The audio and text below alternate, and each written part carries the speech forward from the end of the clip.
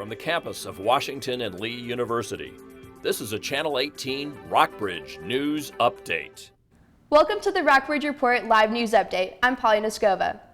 Rockbridge County officials are threatening up to $5,000 in fines if a 90-foot flagpole is not taken down on Route 60. A member of the Virginia Flaggers, Grayson Jennings, issued a statement after the Monday deadline to take down the flagpole had passed, saying the flag will remain flying.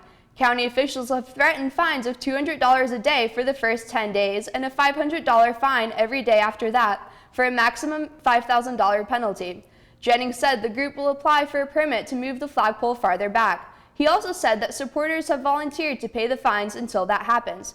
The flag has been flying since January 14th. 60 West Pawn owner Brian Rousey says he plans to file a lawsuit if the county denies the permit application.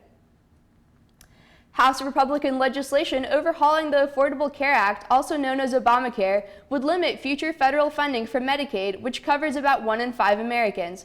Republicans say their solution would make Medicaid more cost-efficient without punishing the poor and disabled, while Democrats say the bill would make many people uninsured. The nonpartisan Congressional Budget Office has yet to determine the cost of the GOP legislation, yet 2 committees may start voting on the health care plan Wednesday. Fewer people are expected to be covered under the GOP plan compared to the Affordable Care Act. On CNN's New Day, House Republican Jason Chaffetz advised consumers that instead of buying a new phone, they should invest in their health care. Americans have choices, and they've got to make a choice. And so maybe rather than getting that new iPhone that they just love and they want to go spend hundreds of dollars on that, maybe they should invest in their own health care. They've got to make those decisions themselves. Virginia Attorney General Mark Herring will evaluate whether to bring legal action against Donald Trump's revised travel ban. Though the new executive order is less stringent than before, Herring said it still sends a horrible message to the world without any benefit to national security. The new ban removes Iraq from a list of 6 other countries that are temporarily barred from obtaining new visas to the U.S. The ban will not apply to any citizens of the 6 countries who are already U.S. citizens or who currently hold visas. The original executive order, signed on January 27th, was unanimously blocked by the Ninth Circuit Court of Appeals. Department of Homeland Security Secretary John Kelly said that the department is considering separating children from parents caught crossing the Mexican border illegally. Kelly said on Monday that such a move would be a part of a broader effort to discourage families from making the dangerous trek across the Mexican border to the United States. Homeland Security officials have been trying to curb the flow of families since 2014, when a flood of families overwhelmed immigration officials. Kelly said if families are separated at the border, the children will be well cared for by government officials. North Korea closed its borders to Malaysians who want to leave the communist country early Tuesday. Malaysian police have also been ordered to stop North Koreans from leaving Malaysia until the safety and security of Malaysians in North Korea is assured. CNN's Simon Morrison has more.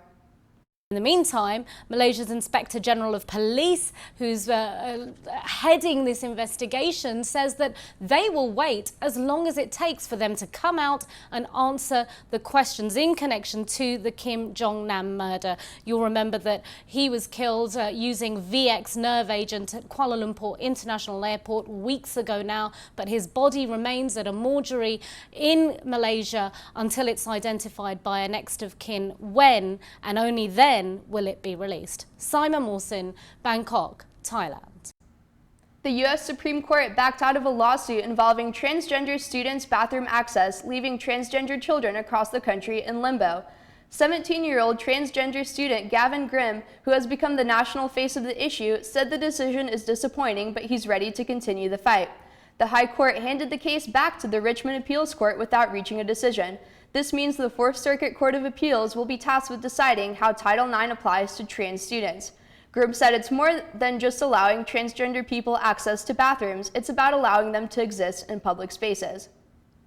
Between 200 to 300 people gathered outside of Rockbridge delegate Ben Klein's Lexington office to oppose his proposal of a day of tears to mourn abortion on the anniversary of the Roe v. Wade decision. Rockbridge County High School senior S.J. McDonald was the lead organizer of the rally.